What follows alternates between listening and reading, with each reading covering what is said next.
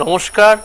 পশ্চিমবঙ্গ সমগ্র শিক্ষা মিশন বিদ্যালয় শিক্ষা বিভাগ পশ্চিমবঙ্গ সরকারের উদ্যোগে বাংলার শিক্ষা ক্লাসরুম 2024-এ আপনাদের সবাইকে স্বাগত। আমি ডক্টর সন্দীপ রায়, সহশিক্ষক, হিন্দু স্কুল। আজকের আলোচনার বিষয় সপ্তম শ্রেণীর জীবনবিজ্ঞানের জীববৈচিত্র্যের সংখ্যা হ্রাস। আমরা অত্যন্ত ভাবিত, কখনো দেখছি বাড়ির পাশে সাপের সংখ্যা কমে যাচ্ছে, কখনো কোনো মাছের সংখ্যা কমে যাচ্ছে, ব্যাঙ প্রায় দেখাই যাচ্ছে না, কোনো কোনো পাখি দীর্ঘদিন পরে পরে চোখে পড়ছে, আর স্তন্যপায়ীদের তো দেখাই যায় না, শুধু গল্পে ওই সকল প্রাণীর উল্লেখ পাওয়া যায়। আমরা আজকে আলোচনা করব যে হঠাৎ করে কি করে তোমার, আমার এবং সারা পৃথিবীর বিভিন্ন অঞ্চলের জীববৈচিত্র্য হঠাৎ করে সংখ্যায় কমে গেল। কমে গিয়ে তাকে কি আর ফেরত পাওয়া যাবে না? তার সংখ্যা কি কোনোভাবে বাড়ানো যায় না? মানুষ কি কোনো চেষ্টা করছে না? আমরা সবকিছু দেখে নেওয়ার চেষ্টা করব আজকের আলোচনায়। সঙ্গে থাকো। দেখো, প্রথমেই তোমাদের দেখাই কতগুলো উদ্ভিদ যারা পৃথিবী থেকে বিলুপ্ত হতে বসেছে। এরকম উদ্ভিদদের বলা হয় বিপন্ন উদ্ভিদ বা এন্ডেঞ্জার্ড প্ল্যান্টস। 2013 সালে এরকম 10টি উদ্ভিদকে শনাক্ত করা হয়েছিল। প্রথম উদ্ভিদটি ওয়েস্টার্ন প্রেরি ফ্রিঞ্জড অর্কিড, দ্বিতীয় উদ্ভিদটি র্যাফলেশিয়া ফ্লাওয়ার, তৃতীয় উদ্ভিদটি জর্জিয়া অ্যাস্টর, 4 নম্বর উইগিন্স অ্যাসাইলিফিয়া, 5 নম্বর টেক্সাস ওয়াইল্ড রাইস, 6 নম্বর Howell's spectacular thelypody, number 7 bison ফিড, নাম্বার 8 অ্যারিজোনা আগাভে। এছাড়া আরো 3টি উদ্ভিদের কথা তোমাদের বলবো, যে 3টি উদ্ভিদ পৃথিবীতে অত্যন্ত গুরুত্বপূর্ণ, যাদের সংখ্যা খুব কমে গেছে। দেখো, একটি লাল রঙের উদ্ভিদ দেখা যাচ্ছে, এটি রেডউড প্ল্যান্ট। দ্বিতীয় যে উদ্ভিদটি যাতে ফুল ফুটে আছে সেটি আমাদের দেশের অত্যন্ত পবিত্র উদ্ভিদ স্যান্ডালউড ট্রি। এবং তৃতীয়টি পিচার প্ল্যান্ট। এটি একটি মাংসাশী উদ্ভিদ যা পোকামাকড়কে খেয়ে বেঁচে থাকে। মেঘালয় অঞ্চলে এই উদ্ভিদটি চোখে পড়ে, কিন্তু বাসস্থান ধ্বংসের সাথে সাথে এই উদ্ভিদটির সংখ্যা অত্যন্ত কমে গেছে।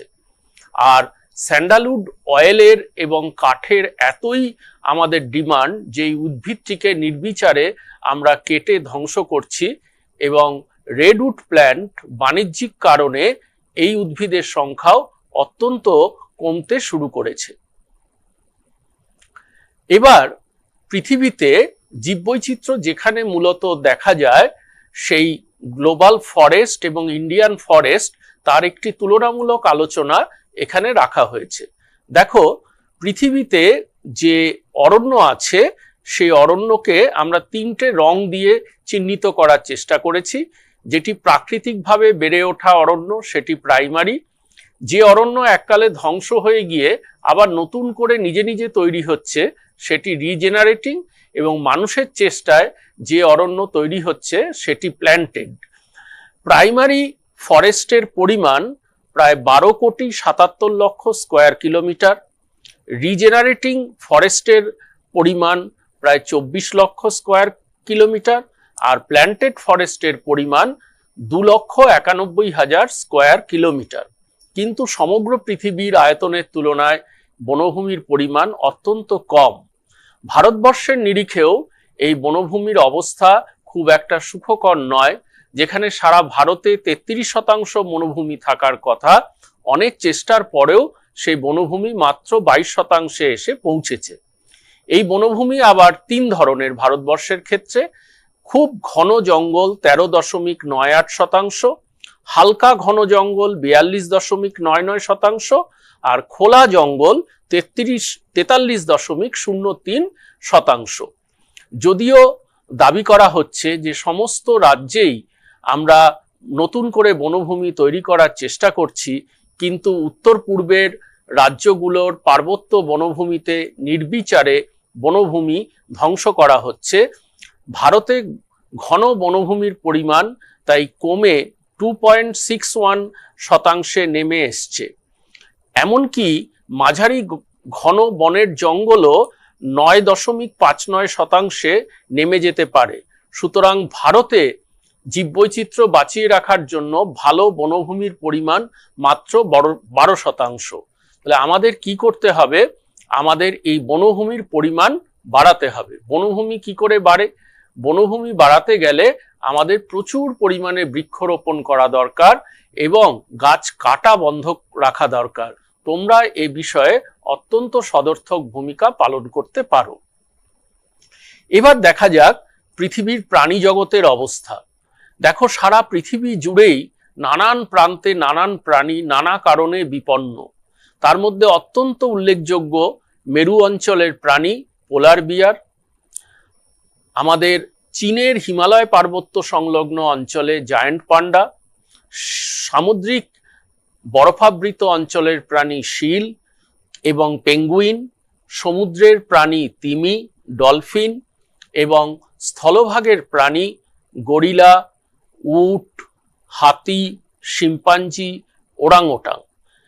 এছাড়াও অন্যান্য বহু প্রজাতির প্রাণী আছে যাদের সংখ্যা উল্লেখযোগ্যভাবে কমে গেছে। কোনো প্রাণী শতকের নিচে তার সংখ্যা, কোনো প্রাণী হাজারের নিচে এবং কোনো প্রাণীর সংখ্যা মাত্র কয়েক হাজার। কিন্তু আজ থেকে 100 বছর আগেও এই পৃথিবীতে এই প্রাণীরা দাপিয়ে বেড়াতো এবং তাদের সংখ্যা অনেকেরই লক্ষের উপরে ছিল। এবার ভারতবর্ষের আমরা বন্য বিপন্ন প্রাণীদের চিনে নেওয়ার চেষ্টা করি। ভারতবর্ষের অন্যতম বিপন্ন প্রাণী হলো এশিয়াটিক লায়ন, কেবলমাত্র গুজরাটে পাওয়া যায়। পূর্ব হিমালয়ে রেড পান্ডা, সারা ভারত জুড়েই বিভিন্ন রাজ্যে উপস্থিত এশিয়াটিক এলিফ্যান্ট এবং বিভিন্ন রাজ্য জুড়ে অবস্থিত ভারতের জাতীয় পশু রয়্যাল বেঙ্গল টাইগার, একটি কালো রঙের হরিণ ব্ল্যাক বাক এবং আমাদের একমাত্র পশ্চিমঘাট পর্বতাঞ্চলে প্রাপ্ত লায়ন টেইল ম্যাকাক, উত্তর পূর্বের জলা বনভূমিতে পাওয়া ওয়ান হর্ন রাইনোসেরাস, এছাড়াও ওয়াইল্ড অ্যাশ এবং বিভিন্ন ধরনের পাখি, যার মধ্যে অন্যতম হচ্ছে শকুন এবং গ্রেট ইন্ডিয়ান বাস্টার্ড। তাদের সংখ্যা অত্যন্ত আশঙ্কাজনকভাবে কমতে শুরু করেছে। যদি এই ট্রেন্ড থাকে তবে এই প্রাণীগুলোকে আগামী দিনে ভারত থেকে বিলুপ্ত বলে ঘোষণা করতে হবে। দেখো, এই ছবিতে আমরা বেঙ্গল টাইগারকে দেখিয়েছি এবং এশিয়াটিক লায়নকে দেখিয়েছি। তারা প্রধানত তাদের বাসস্থান ধ্বংস এবং চোরা শিকারের কারণে সংখ্যা কমে যাচ্ছে। তৃতীয় যে প্রাণীটি, এটি অনেক উঁচুতে 14,000 ফুটের ওপরে বরফাবৃত পার্বত্য অঞ্চলে পাওয়া যায়। প্রাণীটির নাম স্নো লেপার্ড। এটি প্রধানত হিমাচল এর পাহাড়ে এবং সিকিমের অত্যন্ত উঁচু পার্বত্য অঞ্চলে থাকে।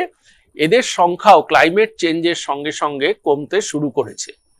এশিয়াটিক এলিফ্যান্ট একসময় সারা ভারত জুড়ে পাওয়া যেত, কিন্তু বর্তমানে তাদের বাসস্থান খণ্ডে খণ্ডে পরিণত হওয়ায় এবং চোরা শিকারের কারণে, মানুষের সঙ্গে তার নিয়মিত সংঘাতের কারণে এবং খাদ্যের অভাবে তার সংখ্যা উল্লেখযোগ্যভাবে কমে গেছে। পরবর্তীকালে আমরা দেখব যে এই এশিয়াটিক এলিফ্যান্টকে বাঁচানোর জন্য যে সংরক্ষণ প্রচেষ্টা নেওয়া হয়েছে তাতে এশিয়াটিক এলিফ্যান্টের সংখ্যা একটু হলেও বেড়েছে। পরের প্রাণীটি অত্যন্ত লাজুক প্রাণী, ইলিউসিভ প্ল্যান্ট। বাঁশের ঘন জঙ্গলে থাকে, একমাত্র বাঁশ তাদের খাদ্য। প্রাণীটির নাম রেড পান্ডা। দার্জিলিং এর পদ্মজা নাইডু চিড়িয়াখানায় তোমরা যদি কেউ বেড়াতে গিয়ে থাকো তবে এই স্নো লেপার্ড এবং রেড পান্ডা তোমরা দেখতে পাবে। এই রেড পান্ডার গায়ের যে চামড়া এবং লোম, এটা চোরা শিকারীদের কাছে অত্যন্ত মহার্ঘ বস্তু, তাই তারা নির্বিচারে শিকার করে এর প্রায় 50% সংখ্যা কমিয়ে ফেলতে পেরেছে। আমরা যদি ইতিমধ্যেই এদের সংরক্ষণ করার জন্য সচেষ্ট না হই তাহলে আগামী দিনে হিমালয় বায়োডাইভার্সিটি হটস্পটের অন্যতম প্রাণী রেড পান্ডাকে আমরা হারিয়ে ফেলব। পরের প্রাণী পশ্চিমঘাট পার্বত্য অঞ্চলের প্রাণী লায়ন টেইলড ম্যাকাক। এর সংখ্যা বর্তমানে প্রায় 4,000। আগামী 25 বছরের মধ্যে এর সংখ্যা আশঙ্কা করা হচ্ছে প্রায় 20% কমে যেতে পারে। পশ্চিমঘাট পার্বত্য অঞ্চলেরই আরেকটি প্রাণী নীলগিরি থর বা মাউন্টেন গোট, এর সংখ্যা কমতে কমতে 2500 থেকে 3000-এ এসে নেমেছে। চোরা শিকার এবং বাসস্থান ধ্বংসের ফলে এর সংখ্যা আগামী দিনে এখনকার সংখ্যা থেকে প্রায় 10% কমে যেতে পারে। এরপর আমরা যে প্রাণীটিকে দেখব সে প্রাণীটি হলো ইন্ডিয়ান ওয়ান হর্ন রাইনোসেরাস। একসময় আফগানিস্তান থেকে বার্মাদেশ পর্যন্ত এই প্রাণীটি দাপিয়ে বেড়াতো, কিন্তু জলাভূমির পরিমাণ কমে যাওয়ায় এবং এরা যে ধরনের ঘাস খেতে পছন্দ করে সে ঘাসের জঙ্গল উল্লেখযোগ্যভাবে কমে যাওয়ায় এরা কমতে কমতে এখন পশ্চিমবঙ্গ এবং আসামের কিছু জলা বনভূমি অঞ্চলে একমাত্র সীমাবদ্ধ হয়ে পড়েছে। পশ্চিমবঙ্গের গরুমারা, জলদাপাড়া এবং আসামের মানস ও কাজিরাঙ্গা জঙ্গলে বেড়াতে গেলে তুমি এই ওয়ান হর্ন রাইনোসেরাস দেখতে পাবে। এরপর আমরা যে প্রাণীটিকে দেখছি সেটি ইন্ডিয়ান বাইসন। এদের মাংস এবং এদের যে অন্যতম জিনিস সেটা হচ্ছে গায়ের লোম, এবং তাদের শিং শিকারের জন্য বহুদিন ধরে এদের নির্বিচারে শিকার করা হচ্ছে, ফলে এর প্রজাতির সংখ্যা উল্লেখযোগ্যভাবে কমে গেছে। এরপর আমরা সমুদ্রের একটি প্রাণীকে দেখব। প্রাণীটি হলো ভ্যাকুইটা পরপয়েস, একটি সমুদ্রের অন্যতম নির্বিরোধী নির্বিবাদী প্রাণী, কিন্তু এর সংখ্যা উল্লেখযোগ্যভাবে কমে গেছে মাছের জালে আটকে পড়ে মারা গিয়ে। এরপর যে প্রাণীটিকে দেখব তার নাম হচ্ছে হুলক গিবন। আসামের কাজিরাঙ্গা এবং অরুণাচল প্রদেশের নামধাপা অরণ্যে এদের দেখতে পাওয়া যায়। ভারতবর্ষের একমাত্র প্রাইমেট প্রজাতি, এর সংখ্যা উল্লেখযোগ্যভাবে কমতে শুরু করেছে, কারণ উঁচু লম্বা গাছ যেখানে এরা বাস করে নির্বিচারে আমরা গাছ কেটে ফেলায় এদের বাসস্থানের সংকট দেখা যাচ্ছে। এরপর আমরা দেখব আফ্রিকার জঙ্গলের অন্যতম প্রাণী বন্য কুকুর এবং সমুদ্রের অন্যতম সৌন্দর্যের প্রতীক লেদার ব্যাক টার্টল। এদের সংখ্যাও উল্লেখযোগ্যভাবে কমেছে, কোনোটি বাসস্থান কমে যাওয়ার জন্য, কোনোটি দূষণের জন্য। এরপর মাউন্টেন গরিলা, ভারতীয় বন্য কুকুর এবং মোনার্ক বাটারফ্লাই। বাসস্থান ধ্বংস, মাংসের জন্য চোরা শিকার এবং দূষণের কারণে এদের সংখ্যা উল্লেখযোগ্যভাবে কমছে। এরপর আমরা একটি ফ্ল্যাগশিপ স্পিসিস বা কিস্টোন প্রজাতি দেখব যা মেরু অঞ্চলের বাস্তুতন্ত্র নিয়ন্ত্রণ করে। সেই প্রাণীটি হলো মেরু ভালুক বা পোলার বিয়ার, এবং মালয়েশিয়া এবং ইন্দোনেশিয়ার ট্রপিক্যাল রেইন ফরেস্টের প্রাণী ওরাংওটাং এবং আফ্রিকার কঙ্গো জঙ্গলের অন্যতম প্রধান প্রাণী শিম্পাঞ্জি।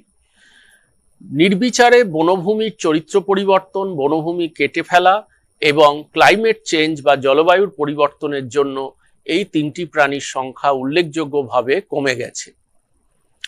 এরপর আমরা ভারতের অন্যতম ক্রিটিক্যালি এন্ডেঞ্জার্ড প্রাণী দুটি দেখব। একটি হচ্ছে হিসপিড হেয়ার আর একটি পিগমি হগ।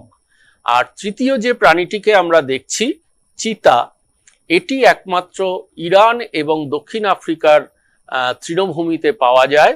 এশিয়াটিক চিতার সংখ্যা ইরান এবং আফগানিস্তানের বর্ডারে নির্দিষ্ট অঞ্চলে সীমাবদ্ধ এবং সংখ্যাটি 50 থেকে 68-র মধ্যে, এবং দক্ষিণ আফ্রিকার নামিবিয়া এবং কেনিয়ার জঙ্গলে এই প্রাণীটি পাওয়া যায়।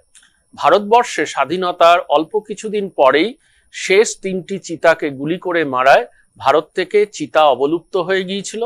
অতি সম্প্রতি সেই চিতাকে আবার ভারতবর্ষের একটি নির্দিষ্ট জঙ্গলে ফিরিয়ে আনা হয়েছে। সেই পুনঃপ্রবর্তনের কাহিনী পরে আমরা জানব। এখন আমরা এতক্ষণ বিভিন্ন প্রাণীর সংখ্যা ক্রমশ কমছে আমরা জানতে পারলাম। এবার আমরা নির্দিষ্ট করে জানব জীববৈচিত্র্য ঠিক কি কি কারণে হ্রাস পায়। তাহলে আমরা কি করছি, বনভূমিকে কেটে কৃষি জমিতে রূপান্তর করছি। সেই কৃষি জমিকে আমরা আবার গৃহ নির্মাণ এবং শিল্পগত কাজে ব্যবহার করছি। আমরা রাস্তা তৈরি করছি, আমরা বাঁধ তৈরি করছি, আমরা খনি খনন করছি। ফলে জমির চরিত্র পরিবর্তন হচ্ছে। এখন ওই জমিতে যে হাতি, গোসা, বাঘ ব্যাঙ, চড়ুই বা শকুন জাতীয় প্রাণীরা আগে থাকতো, তারা এই জমি ব্যবহার রীতির ফলে বিপন্ন হয়ে পড়ছে। আমরা জানি যে হাতির দাঁত, গন্ডারের খড়গ, হরিণের শিং ও মৃগনাভি, বাঘ এবং চিতাবাঘের চামড়া বাজারে অত্যন্ত দুর্মূল্য। ময়ূরের পালক, প্যাঙ্গোলিনের আঁশ, এই সকল প্রাণীর এই দেহজ উপাদান, এগুলির বাণিজ্যিক মূল্য অত্যধিক হওয়ায় এগুলো চোরা শিকার হচ্ছে। এখন শিকার এবং চোরা শিকার, হান্টিং এবং পোচিং, আমার যে কটি প্রাণী দরকার, অত্যধিক লোভের জন্য আমরা পুরো পপুলেশনকেই কোনো অঞ্চলের ধ্বংস করে ফেলছি। ফলে একসঙ্গে অনেক প্রাণী অস্তিত্ব বিপন্ন হয়ে পড়ছে। তৃতীয় যে কারণ, সেটি হচ্ছে এখনকার সবথেকে আলোচিত বিষয়, সেটি হচ্ছে বিশ্ব উষ্ণায়ন এবং জলবায়ুর পরিবর্তন। পৃথিবীর তাপমাত্রা আগে যেভাবে বাড়তো, এখন প্রতি 10 বছর, 20 বছর, 50 বছর বা 100 বছরে সেই তাপমাত্রা বেড়ে যাওয়ার হার অত্যন্ত বেড়ে গেছে। তার কারণ হচ্ছে আমরা পরিবেশে ক্রমশ গ্রিনহাউস গ্যাস যেমন carbon die oxide, methane, chlorofluorocarbon ইত্যাদি বাতাসে ক্রমাগত ছাড়ছি। শিল্প বিপ্লবের পর থেকে এই জলবায়ুর পরিবর্তনের ঘটনা এবং বিশ্ব উষ্ণায়নের ঘটনা খুব বেড়ে গেছে, যার ফলে মেরু ভালুক, পেঙ্গুইন, মৌমাছি, প্রজাপতি, কোয়ালা ভালুক, কোরাল রিফ এদের অস্তিত্ব বিপন্ন হয়েছে। আমরা আমাদের রাজ্যের ভেতর দিয়ে যাওয়া অন্যতম প্রধান নদী গঙ্গায় গেলেই দেখতে পাই যে গঙ্গার জল অত্যন্ত দূষিত। ফলে এই গঙ্গার জলে থাকা গ্যাঞ্জেটিক ডলফিন বা শুশুক এবং মরা জীবের দেহ খেয়ে ফেলা শকুন এবং পরাগ মিলনে সাহায্য করা মৌমাছি ও প্রজাপতি ও বিভিন্ন প্রজাতির পাখি ও মাছ এই দূষণের কারণে বিপন্ন হচ্ছে। আমরা কোনো কোনো গাছকে ওষুধ পাওয়ার জন্য অত্যধিক ব্যবহার করে ফেলছি, যেমন সর্পগন্ধা গাছ। আমরা কোনো কোনো মাছকে তার অত্যধিক গুণের জন্য, খাদ্য গুণের জন্য ব্যবহার করছি, যেমন টুনা মাছ, এবং কোনো কোনো প্রজাতির কচ্ছপকেও আমরা খাদ্যরূপে প্রচুর ব্যবহার করে ফেলেছি, যেমন বাটাগুড় কচ্ছপ। এগুলোর অত্যধিক ব্যবহারের ফলে বা ওভার এক্সপ্লয়টেশনের ফলে সংখ্যা কমে গেছে। পৃথিবীতে এখন একটি নিয়মিত ঘটনা হলো প্রাকৃতিক দুর্যোগ।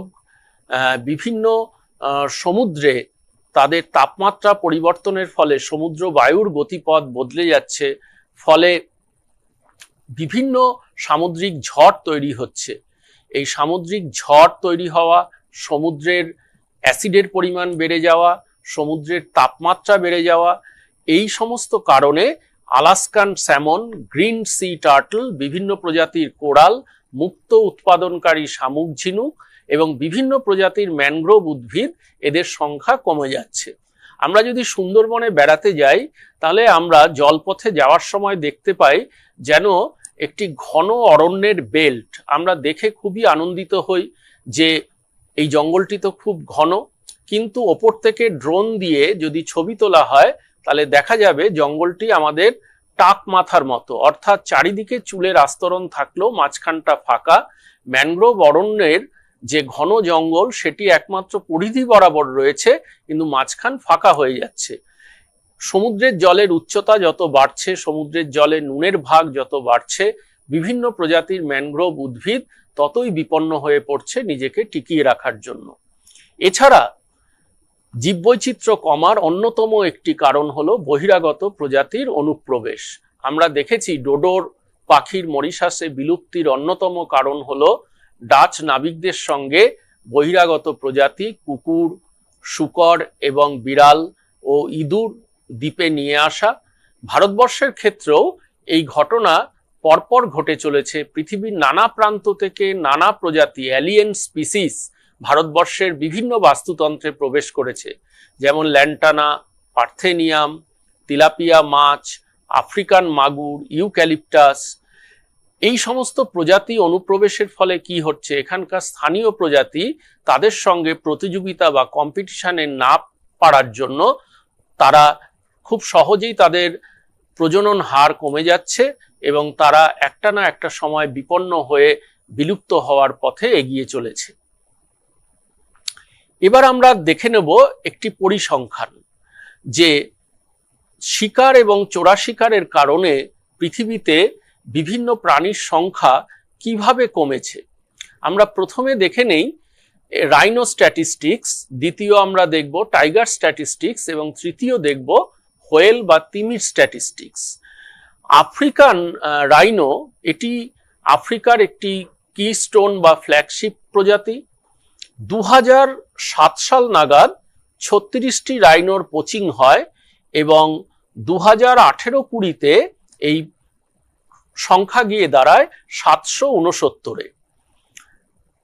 রাইনো পোচিং এর হার প্রায় বেড়েছে 2007 থেকে 2013-র মধ্যে 13 থেকে 1004-এ, অর্থাৎ যদি শতাংশের হিসেব করা হয় রাইনো পোচিং এর হার 7700%। তোমরা ভাবতে পারো যে একটি প্রজাতিকে পৃথিবী থেকে মুছে দেওয়ার জন্য মানুষ কিভাবে সচেষ্ট। মানুষ যদি উল্টো প্রচেষ্টা করত, অর্থাৎ প্রাণীটিকে বাঁচিয়ে রাখার চেষ্টা করত, তাহলে আমরা এমন একটা স্ট্যাটিস্টিক্স দেখাতে পারতাম যেখানে দেখাতাম উল্টো, অর্থাৎ গত 15 বছরে রাইনোর সংখ্যা কিভাবে বেড়েছে। এবার দেখো বাঘের চোরা শিকার কিভাবে হয়েছে। 1995 সালে 95টি বাঘ চোরা শিকার হয়, 96-এ 52টি, 98-এ 39টি, 2000-এ 52টি, অর্থাৎ প্রায় 50-এর ঘরে। তারপর মানুষ একটু সচেষ্ট হয়, মানুষের মধ্যে নতুন এক ধরনের অ্যাপ্রোচ তৈরি হয়। সেই অ্যাপ্রোচ হলো বাঘকে কেন্দ্র করে নতুন করে বাস্তুতন্ত্র গড়ে তোলা, বনভূমিগুলিকে রক্ষা করা। পোচিং এর নাম্বার কমে আসে, দেখো 40-এর নিচে, 46, 38, 37, 29, 32, 23। কিন্তু আবার এর আগে 90-এর দশকের শেষের দিকে দেখো এই সংখ্যাটা ছিল 100-র ওপরে, 121, 88, 81, 72, এবং 2015 সালে এই পোচিং এর নাম্বার দাঁড়ায় 25-এ। তাহলে ভারতবর্ষে 1930 সাল নাগাদ প্রায় লক্ষাধিক বাঘ ছিল, কিন্তু এই বাঘকে রক্ষা করার জন্য ভারতবর্ষে প্রজেক্ট টাইগার ঘোষণা করতে হয় 1973-এ। বাঘের সংখ্যা এতটাই কমে গিয়েছিল যে ভারতের বিভিন্ন বনাঞ্চলকে এই ব্যাঘ্র সংরক্ষণের আওতায় নিয়ে এসে বাঘের সংখ্যা বাঁচানোর উল্লেখযোগ্য প্রচেষ্টা গ্রহণ করা হয়। গত 50 বছরে আমরা এ ব্যাপারে অত্যন্ত সাফল্য পেয়েছি, কিন্তু আগে জানা দরকার যে এই বাঘের সংখ্যা কমে যাওয়ার কারণ কি। বাঘকে বলা হয় লিভিং ফার্মেসি। বাঘের দেহের প্রতিটা অংশেরই নাকি কোনো ওষুধি মূল্য আছে। দক্ষিণ পূর্ব এশিয়ার বিভিন্ন দেশের মানুষ একে ট্র্যাডিশনাল মেডিসিন হিসাবে ব্যবহার করে, যেমন বাঘের ফ্যাট, বাঘের চামড়া, বাঘের শুক্রাশয়, বাঘের লেজ, বাঘের চোখ, বাঘের গলব্লাডার, বাঘের স্টমাক, বাঘের ব্লাড, এরকম নানা দেহাংশের চাহিদা তাইওয়ান, কোরিয়া এবং থাইল্যান্ড, এ সমস্ত দক্ষিণ পূর্ব এশিয়ার দেশগুলিতে অত্যন্ত বেশি থাকায় ভারতবর্ষ থেকে বাঘের চোরা শিকারের পার্সেন্টেজ অত্যন্ত বেড়ে গেছে।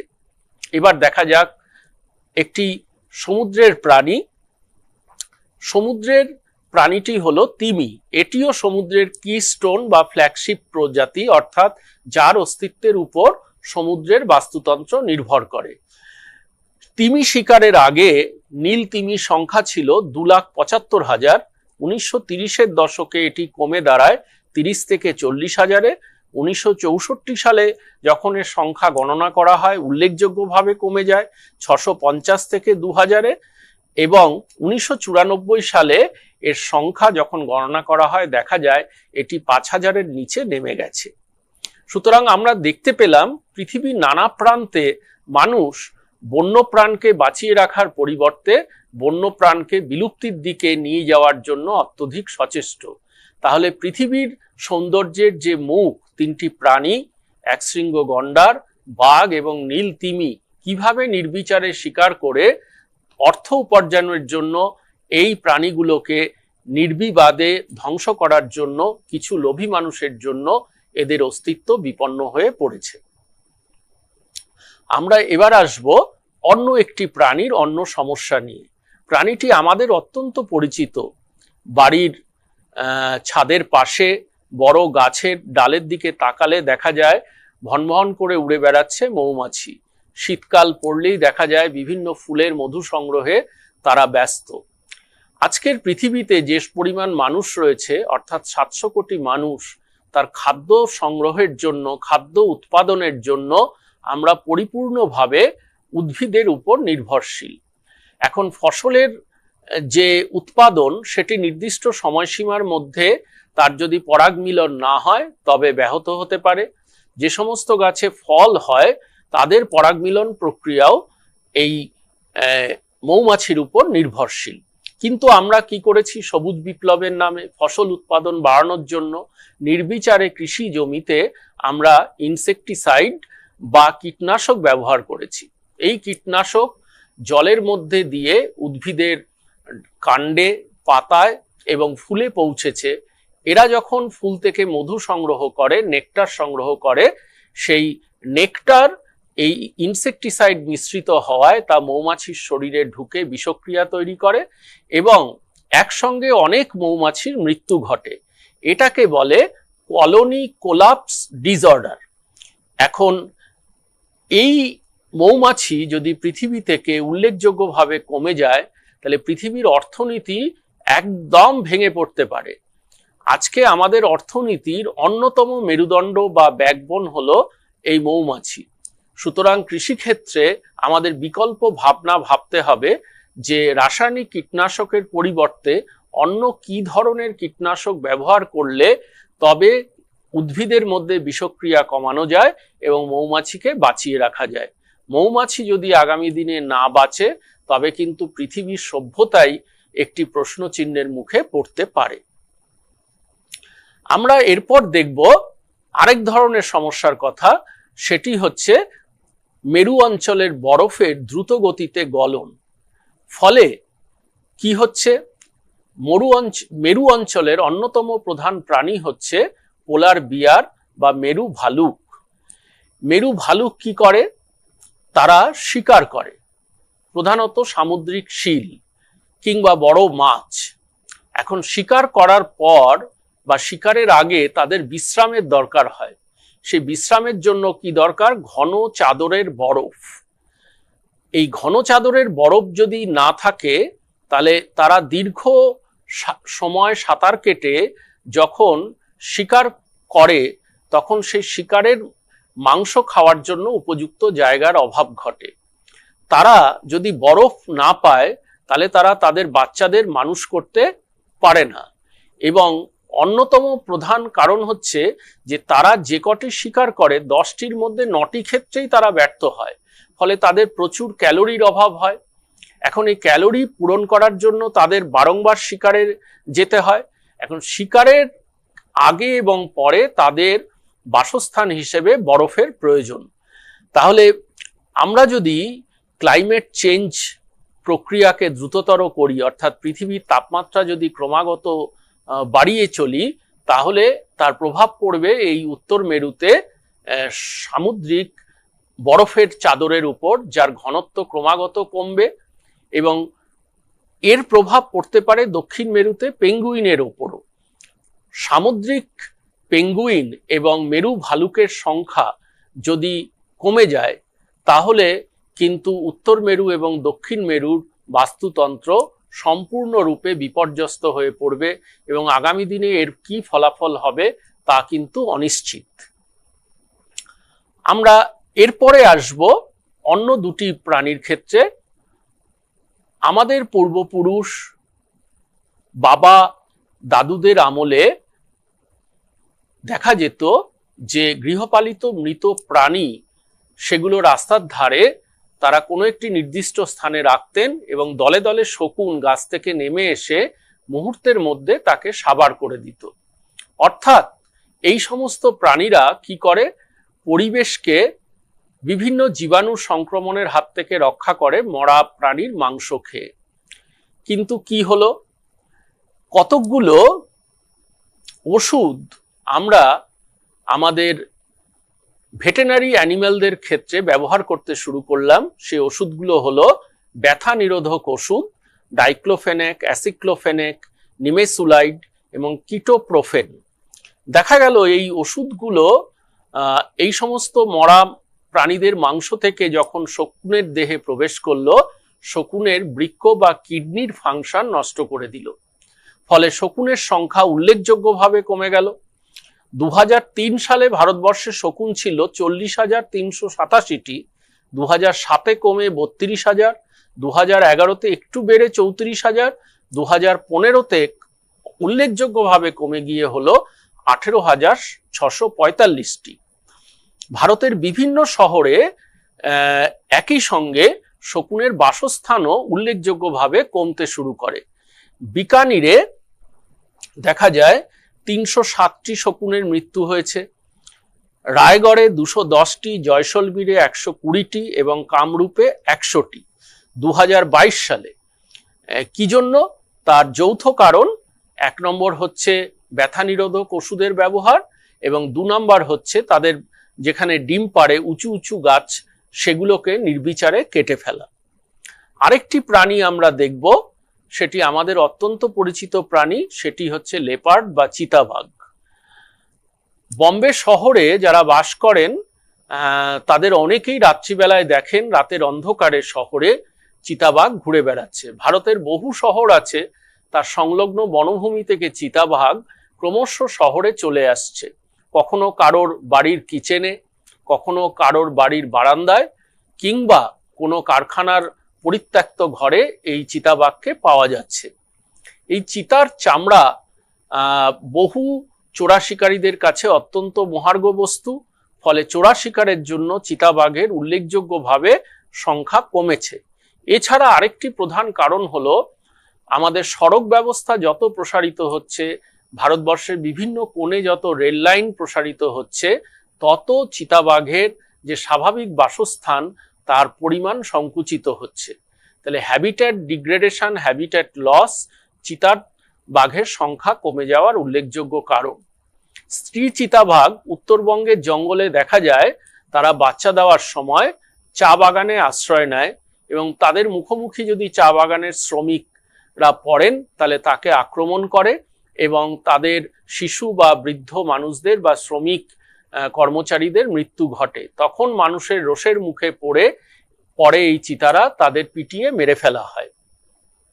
সুতরাং এই চিতাবাঘকেও বন্যভূমির ইকোসিস্টেম ঠিকমতো রক্ষা করার জন্য অত্যন্ত প্রয়োজন।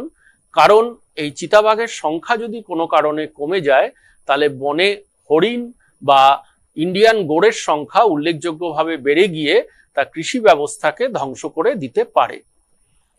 আমরা এরপর আলোচনায় আসব যে ভারতের বাস্তুতন্ত্রের পক্ষে অত্যন্ত ক্ষতিকারক অ্যালিয়েন প্রজাতি সম্পর্কে। এই প্রজাতিগুলো স্বাভাবিক বাসস্থান ভারতবর্ষ নয়, বিভিন্ন সময়ে বিভিন্নভাবে তারা ভারতবর্ষের বাস্তুতন্ত্রে প্রবেশ করেছে।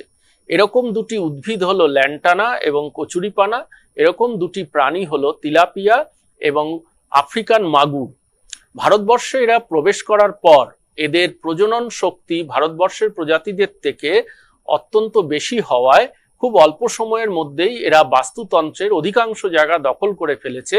ফলে ভারতের যে স্থানীয় ওষুধি গাছ, স্থানীয় পুকুরের মাছ যেমন মরুলা, পুঁটি, খলসে, এদের সংখ্যা উল্লেখযোগ্যভাবে কমে গেছে। এখন এই জীববৈচিত্র্য যাদের সংখ্যা ক্রমাগত কমছে, আমাদের কাছে তাদের গুরুত্ব কি? আমরা আগেই আলোচনা করেছি যে জীববৈচিত্র্য খাদ্যের অন্যতম উৎস। জীববৈচিত্র্যের একটি ব্যবহার হলো ওষুধের ক্ষেত্রে। জীববৈচিত্র্য বাস্তুতন্ত্রের ভারসাম্য রক্ষা করে, অক্সিজেন কার্বন ডাই অক্সাইডের ভারসাম্য। বাস্তুতন্ত্রে বিয়োজক হিসাবে কাজ করে, পরিবেশকে পরিষ্কার রাখে, জলবায়ু নিয়ন্ত্রণ করে, পরাগ মিলনে সাহায্য করে এবং আমাদের গৃহের অধিকাংশ আসবাবপত্র, কাগজ, মুক্তো, সিল্ক, এগুলোও আমরা এই জীববৈচিত্র্য থেকে পেয়ে যাই। অর্থাৎ জীববৈচিত্র্যের প্রসপেক্ট আমাদের কাছে অত্যন্ত বেশি। এই জীববৈচিত্র্যকে আমরা নানা কাজে ব্যবহার করি। সেই ব্যবহারটি হলো প্রধানত ওষুধের ক্ষেত্রে। জীববৈচিত্র্যকে আমরা নানান রকম ওষুধের উৎস হিসাবে ব্যবহার করি, যেমন anti depressant, nervous system related other disorder, cough, cold, wound healing, mouth ulcer, female disorder, sugar, blood purifier, anti gout, burns, এরকম নানা ক্ষেত্রে। এখন আমরা যে জীববৈচিত্র্য এতক্ষণ আমরা আলোচনা করলাম, সে জীববৈচিত্র্য আমাদের বিভিন্ন সম্পদ সরবরাহ করে, অর্থাৎ জীববৈচিত্র্যের ভূমিকা হলো প্রভিশনিং। জীববৈচিত্র্য কি করে? ফ্লাড কন্ট্রোল করে, ক্লাইমেট রেগুলেট করে, অর্থাৎ রেগুলেটিং। জীববৈচিত্র্য কোনো কোনো কালচারের বৈশিষ্ট্য নিয়ন্ত্রণ করে, অর্থাৎ কালচারাল। এবং জীববৈচিত্র্য কি করে? এক জীববৈচিত্র্য আরেক জীববৈচিত্র্যের বাসস্থান সরবরাহ করে, অর্থাৎ সাপোর্টিং। তাহলে জীববৈচিত্র্যের গুরুত্বকে আমরা প্রধানত 4 ভাগে ভাগ করতে পারি: প্রভিশনিং, রেগুলেটিং, কালচারাল এবং সাপোর্টিং।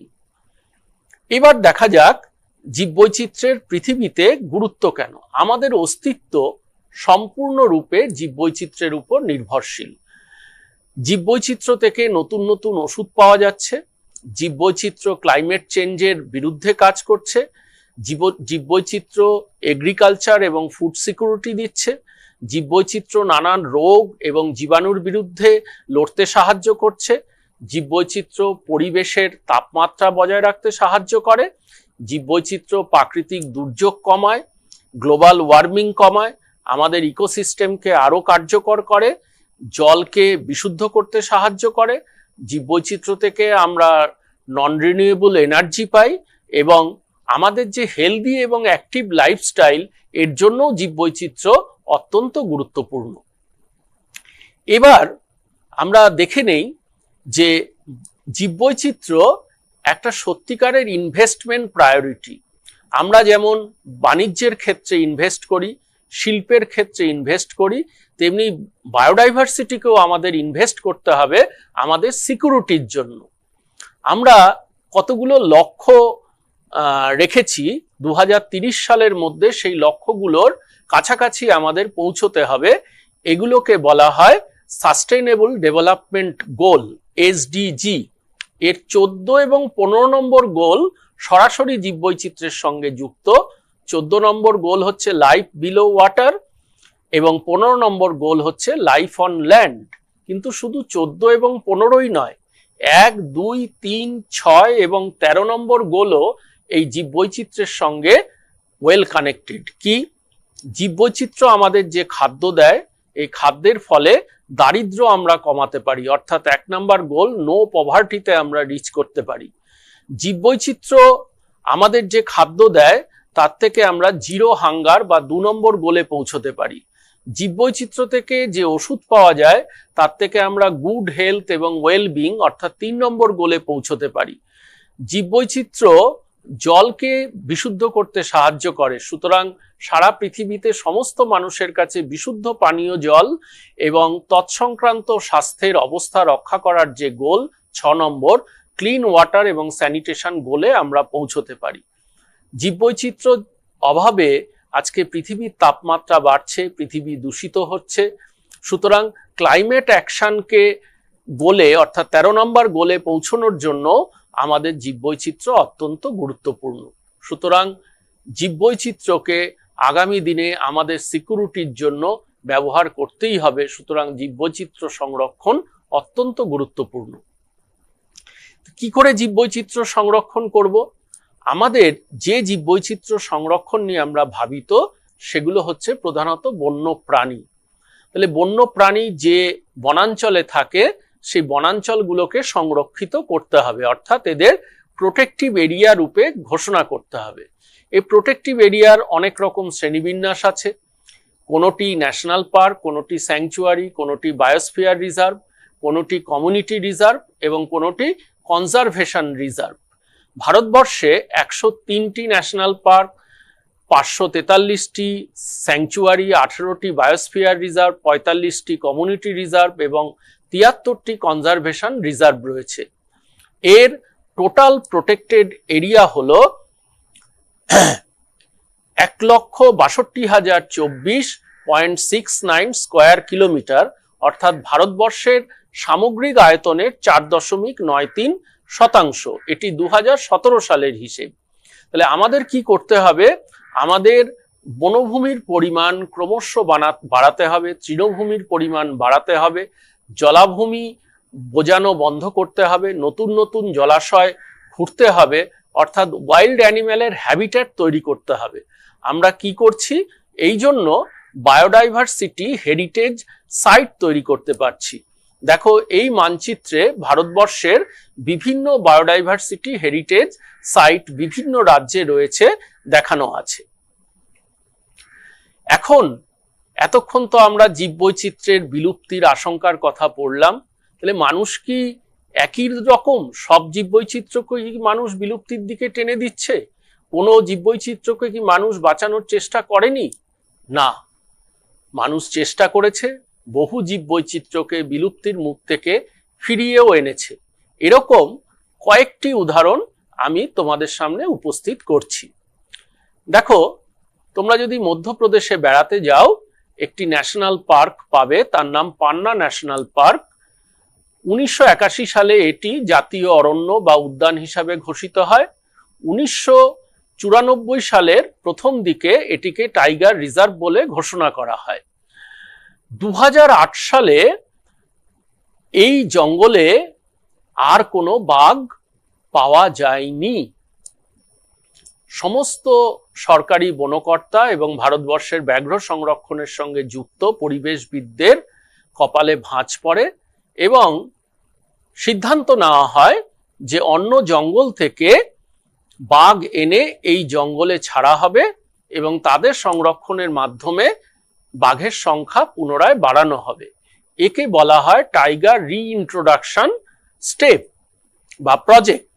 2009 সালে মধ্যপ্রদেশেরই আরেক দুটি জঙ্গল, বান্ধবগড় এবং কানহা থেকে দুটি প্রাপ্তবয়স্ক মহিলা বাঘ আনা হয়, T1 এবং T2। কিন্তু এই দুটি বাঘ আনার কয়েকদিন আগেই পান্নার জঙ্গলে যে জীবিত পুরুষ বাঘটি ছিল সেটি অদৃশ্য হয়ে যায়।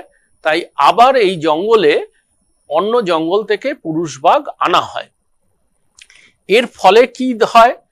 2008 সালে যে জঙ্গলে বাঘের সংখ্যা শূন্য হয়ে গিয়েছিল, 2010 সালে T1 প্রথম শাবক প্রসব করে এবং 2010 সালের পর থেকে নতুন 8টি বাঘের বাচ্চার জন্ম হয়। এরপর ক্রমশ বাঘের সংখ্যা বাড়তে থাকে। বর্তমানে এই বাঘের সংখ্যা প্রায় 54টি, অর্থাৎ 2008 সালে 0 থেকে 2024-এ আমরা বাঘের সংখ্যা বাড়িয়ে প্রায় 54-তে নিয়ে গেছি। এবার দ্বিতীয় সাফল্যের কাহিনী হচ্ছে রাজস্থানের সরিষ্কার জঙ্গল। 2005 সালে অর্থাৎ 2008-এ আমরা দেখেছিলাম যে পান্নাতে বাঘের সংখ্যা শূন্য হয়ে গেছে এবং 2005 সালে আমরা সরিষ্কাতে প্রথম জানতে পারি যে সেখানে একটিও বাঘ নেই, কিন্তু 2001 সালেও সেখানে 26টি বাঘ ছিল। বন দপ্তরের কর্তাদের ঐকান্তিক প্রচেষ্টায় সরিষ্কায় আবার বাঘকে ফিরিয়ে আনার পরিকল্পনা গ্রহণ করা হয়। রাজস্থানের রণথম্বর জঙ্গল থেকে পুরুষ বাঘ আনা হয়, তারপর আনা হয় বাঘিনী। এই সময় রণথম্বরের জঙ্গল থেকে বাঘ আনার আগে, যখন সরিষ্কার জঙ্গলে কোনো বাঘ নেই, তখন সেখানে 19টা চিতাবাঘের দখলে ছিল অরণ্য। 12 বছরের মধ্যেই দেখা যায় সরিষ্কার জঙ্গলে বাঘের সংখ্যা 0 থেকে 20-তে পৌঁছেছে। অর্থাৎ যে সময়ের মধ্যে যেটুকু বাঘের সংখ্যা বাড়ার কথা, সরিষ্কার রিইন্ট্রোডাকশন প্রজেক্টের ফলে বাঘের সংখ্যা তার থেকেও বেশি বেড়ে গেছে। বিশ্বে বাঘ সংরক্ষণের ইতিহাসে তাই সরিষ্কা একটি মডেল। আমরা এতক্ষণ রয়্যাল বেঙ্গল টাইগারের কথা জানলাম। টাইগার রিইন্ট্রোডাকশন প্রজেক্ট, এই প্রজেক্ট সফল হয়েছে কোনো একটি রাজ্যেরই অন্য জঙ্গল থেকে আনা বাঘ, যে জঙ্গলে বাঘ শূন্য হয়ে গেছে সেখানে ছাড়ার সাফল্যের কাহিনীর মাধ্যমে। এবার আমরা পড়ব দেশ থেকে একটি বন্য প্রাণী বিলুপ্ত হয়ে গিয়ে অন্য মহাদেশ থেকে সেই বিলুপ্ত প্রাণীটিকে পুনরায় ভারতবর্ষের জঙ্গলে ছাড়ার সাফল্যের কাহিনী। সময়টি খুব দূরে নয়, 1952 সালে ঘোষণা করা হয় যে চিতা ভারতবর্ষ থেকে বিলুপ্ত হয়ে গেছে। দীর্ঘদিন পর অর্থাৎ একবিংশ শতাব্দীর প্রথম ভাগে 2009 সাল নাগাদ ভারতবর্ষে চিতাকে পুনরায় ফিরিয়ে আনার পরিকল্পনা করা হয় এবং এই পরিকল্পনায় সুপ্রিম কোর্ট যখন অনুমোদন দেন তখন এক্সপেরিমেন্টালি দক্ষিণ আফ্রিকা থেকে চিতাবাঘকে মধ্যপ্রদেশেরই একটি জঙ্গল কুনহ পালপুরে আনা হয় এবং পরিকল্পনা নেওয়া হয় যে আগামী 5 বছরে কুনহ পালপুর এবং মধ্যপ্রদেশের অন্যান্য জঙ্গল যেখানে চিতা স্বাভাবিকভাবে রোমিং করতে পারবে, দৌড়ে গিয়ে শিকার করতে পারবে এবং স্বাভাবিকভাবে বেড়ে উঠতে পারবে, এরকম জঙ্গলে 50টি চিতা আনা হবে। অত্যন্ত আনন্দের বিষয় যে আফ্রিকা থেকে আনা চিতাগুলি তারা শাবক এর জন্ম দিয়েছে ভারতবর্ষের জঙ্গলে এবং বহাল তবিয়তে এনক্লোজার থেকে তাদের বাইরে বের করে এনে স্বাভাবিক জঙ্গলে ছেড়ে দেওয়া হয়েছে এবং শোনা যাচ্ছে যে তারা কুনহ পালপুরের সীমানা ছাড়িয়ে কখনো উত্তরপ্রদেশের প্রান্তে, কখনো রাজস্থানের পাশের প্রান্তে চলে যাচ্ছে। তাহলে আগামী দিনে এভাবে আমরা যে সমস্ত প্রাণী ভারতবর্ষ থেকে বিলুপ্ত হয়ে গেছে বা বিলুপ্তির মুখে, ঐকান্তিক প্রচেষ্টায় আমরা তাদের সংখ্যা পুনরায় বৃদ্ধি করতে পারব। ভারতবর্ষের বন্যপ্রাণ সংরক্ষণের ক্ষেত্রে দুটি বিষয় অত্যন্ত গুরুত্বপূর্ণ। প্রথম বিষয়টি হচ্ছে জয়েন্ট ফরেস্ট ম্যানেজমেন্ট বা JFM, যৌথ বন সংরক্ষণ প্রচেষ্টা, অর্থাৎ বন দপ্তরের সঙ্গে বনবাসী মানুষকে একসঙ্গে কাজে লাগিয়ে বন সংরক্ষণের প্রচেষ্টা। এই প্রচেষ্টা সুন্দরবনে সফল হয়েছে, এই প্রচেষ্টা কানহা বান্ধবগড়ে সফল হয়েছে, এই প্রচেষ্টা রণথম্বরেও সফল হয়েছে। দ্বিতীয় যে প্রচেষ্টাটি গ্রহণ করা হয়েছে সেটি হচ্ছে পিপল বায়োডাইভার্সিটি রেজিস্টার বা PBR, অর্থাৎ কোনো একটি অঞ্চলে স্থানীয় জীববৈচিত্র্যের যে সম্ভার রয়েছে তাকে রেজিস্টার করা। এর থেকে আমরা অনুমান করতে পারবো কি কি কারণে কোনো জীববৈচিত্র্যের সংখ্যা হঠাৎ কমে যাচ্ছে, কোনো জীববৈচিত্র্যের সংখ্যা একটি নির্দিষ্ট সংখ্যায় দীর্ঘদিন ধরে সীমাবদ্ধ রয়েছে, কোনো জীববৈচিত্র্যের ব্যবহারের ক্ষেত্রে কি সম্ভাবনা রয়েছে এবং তার সংরক্ষণের জন্য কি প্রচেষ্টা গ্রহণ করা হয়েছে। ভারতবর্ষের বিভিন্ন পৌর প্রতিষ্ঠানে, বিভিন্ন পঞ্চায়েতে স্থানীয়ভাবে এই পিপল বায়োডাইভার্সিটি রেজিস্টার তৈরির কাজ শুরু হয়েছে, সম্পন্ন হয়েছে। বহু বিদ্যালয়ের ছাত্রছাত্রীরা এই পিপল বায়োডাইভার্সিটি রেজিস্টার তৈরিতে সক্রিয়ভাবে অংশগ্রহণ করেছে।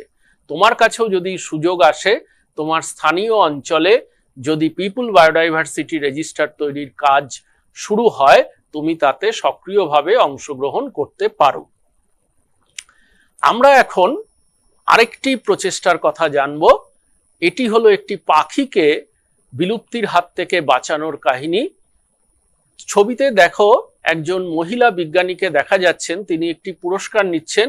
ইনি আসামের একজন ইকোলজিস্ট, তার নাম ডক্টর পূর্ণিমা দেবী বর্মন। তিনি কি করেছেন, তিনি আসামের 10,000-এর বেশি মহিলার একটি সেনাবাহিনী তৈরি করেছেন। এই পাখিটি হলো গ্রেটার অ্যাডজুটেন্ট স্টর্ক বা হারগিলা পাখি। এই পাখিকে বিলুপ্তির হাত থেকে বাঁচানোর জন্য এই মহিলাদের নিয়ে তিনি গণ আন্দোলন করেছেন।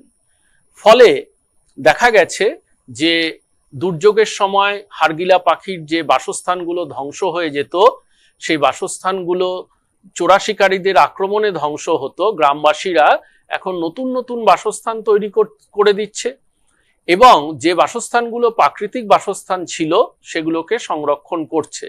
ফলে 27টি বাসস্থান বেড়ে 250টি বাসস্থানে পরিণত হয়েছে। আমরা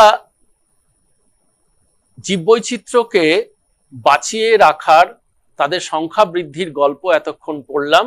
তার ফলাফল কি আমরা দেখি। কতগুলো স্ট্যাটিস্টিক্স বা পরিসংখ্যান।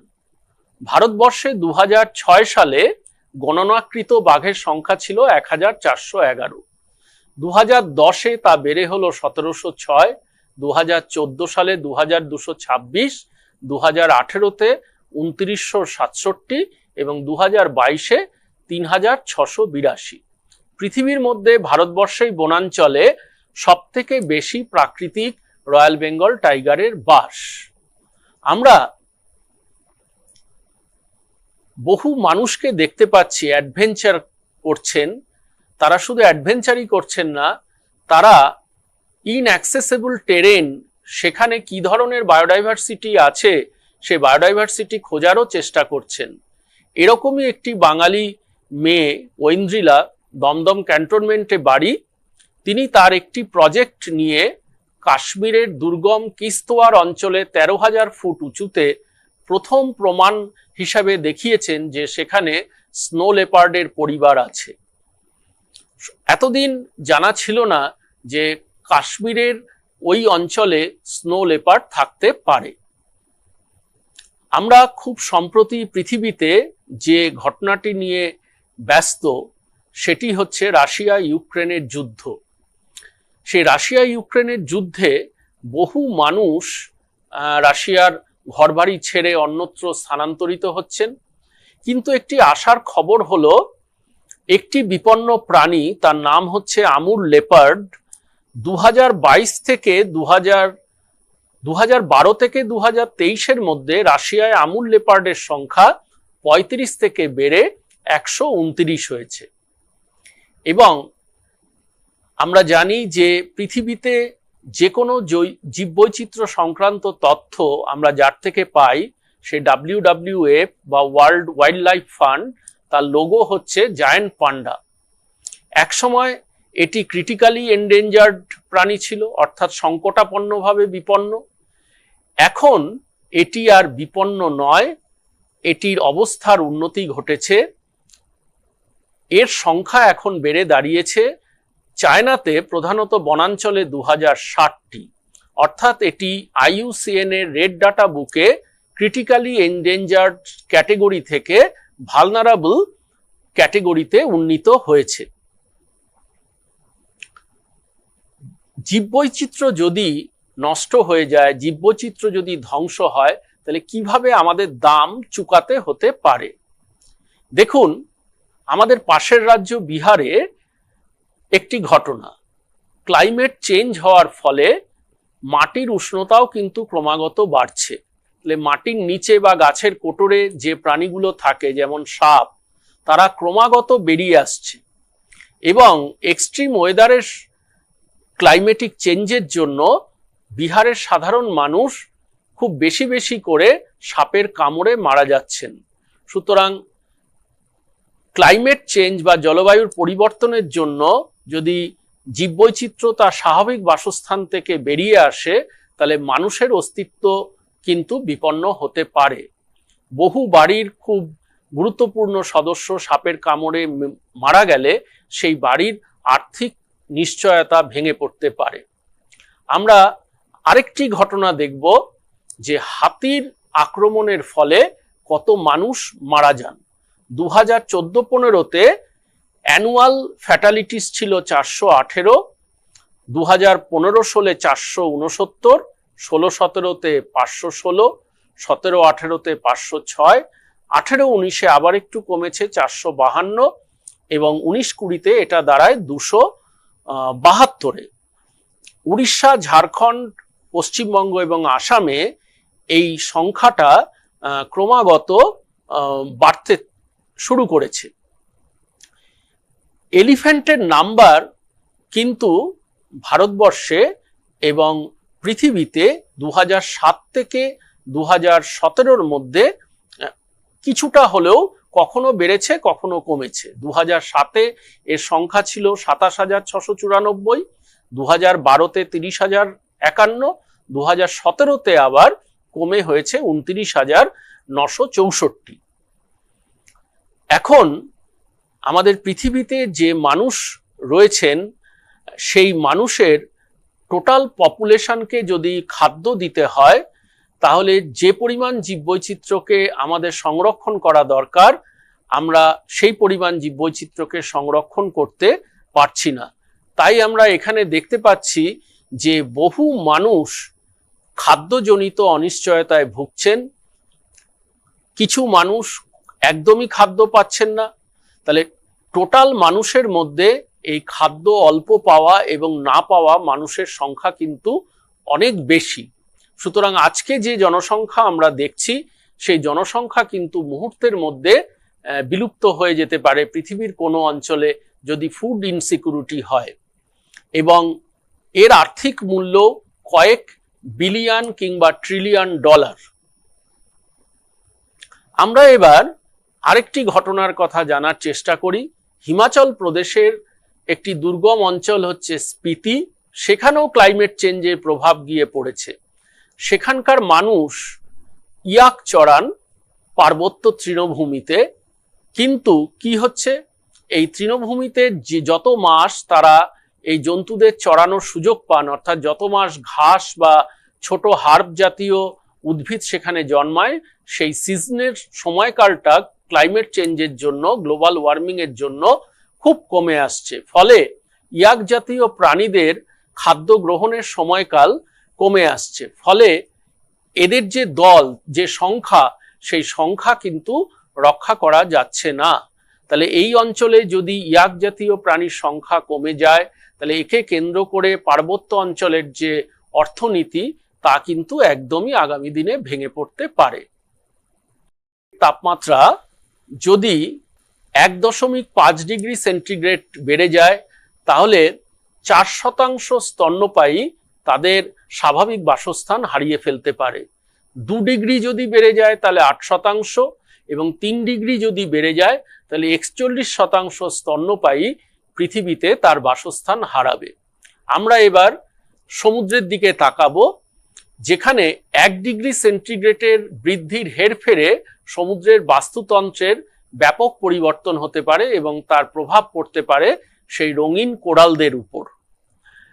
1.5 ডিগ্রি যদি সেন্টিগ্রেড তাপমাত্রা সমুদ্রের জলের বাড়ে, তাহলে 70 থেকে 90% কোরাল নিশ্চিহ্ন হয়ে যেতে পারে। আর 2 ডিগ্রি যদি তাপমাত্রা বাড়ে, তাহলে 99% কোরাল পৃথিবী থেকে বিলুপ্ত হয়। সমুদ্রের যে অঞ্চলে কোরাল পাওয়া যায়, প্রবাল পাওয়া যায়, তার 100 কিলোমিটারের মধ্যে যারা বাস করেন, তাদের অর্থনীতি পুরোপুরিভাবে এই কোরাল সংক্রান্ত ট্যুরিজম এবং অ্যাডভেঞ্চারের উপর নির্ভরশীল। সর্বোপরি কোরালের যে রিফ তৈরি হয়, তার মধ্যে প্রচুর মাছ ডিম পাড়ে, প্রজনন করে। সুতরাং কোরালের যদি ব্লিচিং হয়, কোরাল যদি বিলুপ্ত হয়, তাহলে একই সঙ্গে যেমন সমুদ্রের বাস্তুতন্ত্র ধ্বংস হতে পারে, তেমনি সমুদ্রের উপকূলবর্তী অঞ্চলের মানুষের অর্থনীতিও সম্পূর্ণভাবে ধ্বংস হয়ে যেতে পারে, এই আশঙ্কা বিজ্ঞানীরা করছেন। এখন স্থানীয়ভাবে আমরা জীববৈচিত্র্যদের নিয়ে কি কি করতে পারি? তুমি এই জীববৈচিত্র্যদের নিয়ে এত পড়াশুনো করার পর কি কি অ্যাকশন তুমি নিতে পারো, যে অ্যাকশনের ফলে জীববৈচিত্র্যকে রক্ষা করা আগামী দিনে স্থানিকভাবে সম্ভব হতে পারে? আমরা ওয়াইল্ড লাইফ এবং ইকো ডেজ ক্যালেন্ডার বানাতে পারি। যেমন জানুয়ারি মাসে আমরা ন্যাশনাল বার্ড ডে এবং ইন্টারন্যাশনাল জেব্রা ডে পালন করতে পারি। ফেব্রুয়ারিতে ওয়ার্ল্ড ওয়েটল্যান্ড ডে পালন করতে পারি। আমরা মার্চ মাসে ওয়ার্ল্ড ওয়াইল্ড লাইফ ডে পালন করতে পারি, ওয়ার্ল্ড ওয়াটার ডে পালন করতে পারি, ওয়ার্ল্ড স্প্যারো ডে পালন করতে পারি। এপ্রিল মাসে পেঙ্গুইন ডে পালন করতে পারি, ওয়ার্ল্ড আর্থ ডে পালন করতে পারি। মে মাসে আমরা ইন্টারন্যাশনাল লেপার্ড ডে এবং ওয়ার্ল্ড বি ডে পালন করতে পারি। জুন মাসে আমাদের সামনে বড় চ্যালেঞ্জ আসছে ওয়ার্ল্ড এনভায়রনমেন্ট ডে পালন করা। জুলাই মাসে আমরা ওয়ার্ল্ড স্নেক ডে পালন করতে পারি। আগস্টে ওয়ার্ল্ড লায়ন ডে, ন্যাশনাল হানি বি ডে। সেপ্টেম্বর মাসে আমরা ওয়ার্ল্ড ডলফিন ডে পালন করতে পারি, ইন্টারন্যাশনাল ওজন ডে। অক্টোবরে ওয়ার্ল্ড অ্যানিম্যাল ডে, নভেম্বরে ওয়ার্ল্ড জাগুয়ার ডে এবং ডিসেম্বরে ইন্টারন্যাশনাল চিতা ডে। এখন এই দিনগুলো পালন করাটাই একটা যেন ফেস্টিভ্যাল হয়ে না দাঁড়ায়। এই দিনগুলো হচ্ছে শপথ গ্রহণের দিন। কি শপথ? যে যে যে প্রাণীটির অস্তিত্ব যে যে কারণে বিপন্ন তার বিরুদ্ধে রুখে দাঁড়ানো। স্থানীয়ভাবে তাহলে আমরা কি করতে পারি? পূর্ণিমা দেবী বর্মন যেমন হারগিলা আর্মি তৈরি করেছেন, তেমনি আমরা ছাত্রছাত্রীরা মিলে কোনো পরিবেশবিদের নেতৃত্বে সেই প্রাণীকে বাঁচানোর জন্য আমরা আর্মি তৈরি করতে পারি। আমাদের তৈরি আর্মি কি করবে? চোরার শিকার কমাবে, হ্যাবিট্যাট লস কে বাধা দেবে, নতুন হ্যাবিট্যাট তৈরি করবে, পলিউশন কমাবে এবং ওই সকল প্রাণীদের খাদ্যের যোগান সুনিশ্চিত করবে। আমরা যদি এরকম বিভিন্ন প্রাণীকে কেন্দ্র করে সচেতনতা প্রকল্প সারা বছর ধরে আমরা জনগণের মধ্যে ছড়িয়ে দিতে পারি, তবে জনগণই এক সময় এই প্রাণীদের ধ্বংসকারীর পরিবর্তে সেভিয়ার বা রক্ষাকর্তা রূপে আবির্ভূত হবেন। এরকম একটি প্রজেক্ট হচ্ছে, দেখো তুমি কোনো জলাভূমিতে গিয়ে কোনো একটি পাখির সংখ্যা বেড়েছে না কমেছে সেটার ডেটা নিয়ে অ্যানালিসিস করে তুমি সেই প্রাণীটির ক্যাটেগরি নিশ্চিত করতে পারো। এরকম একটা ঘটনা ভারতবর্ষেরই কোনো একটি লেকে হয়েছিল। লেকটির নাম হচ্ছে সিঙ্গানাল্লুর লেক।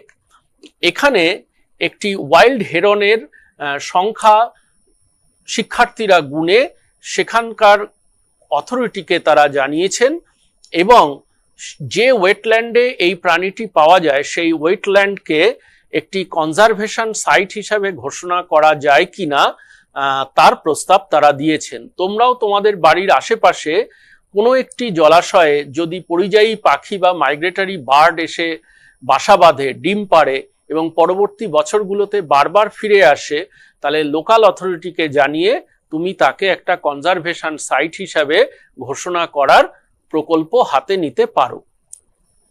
এছাড়া আমরা কি করব? আমরা ল্যান্ড প্রোটেক্ট করব যেখানে ওয়াইল্ড এরিয়া আছে। আমরা এমনভাবে ফার্মিং করব যাতে তৃণভূমির বন্যপ্রাণীদের বিলুপ্তি না হয়। আমরা শহরের মধ্যে বন্যপ্রাণীদের বাঁচিয়ে রাখার জন্য উপযুক্ত স্থান নির্ধারণ করব। মেরিন হ্যাবিট্যাটকে আমরা পলিউট করব না। আমরা মিষ্টি জল যাতে ওয়াইল্ড লাইফের জন্য ব্যবহৃত হতে পারে সেই জন্য সেই জলকে আমরা বাঁচাবো। ক্লাইমেট চেঞ্জের হাত থেকে পরিবেশকে বাঁচানোর জন্য আমরা বাড়িতে বিদ্যুৎ ব্যবহারের ক্ষেত্রে সচেষ্ট হব।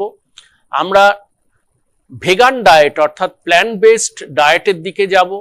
আমরা খাদ্য নষ্ট করার আমাদের যে টেন্ডেন্সি সেই টেন্ডেন্সিটা আমরা কমানোর চেষ্টা করব এবং সম্পূর্ণ পরিবেশকেই আমাদের স্বাস্থ্য উপযোগী করে তুলব। এই কাজগুলো আমরা যদি ধীরে ধীরে আমাদের পাঠ্যপুস্তক থেকে অ্যাকশনের দিকে আমরা নিয়ে যেতে পারি, তাহলে আগামী দিনে এই পৃথিবী আবার জীববৈচিত্র্যের জন্য বাসযোগ্য হয়ে উঠবে। এটাই হবে আমাদের আজকের ক্লাসরুমের অঙ্গীকার।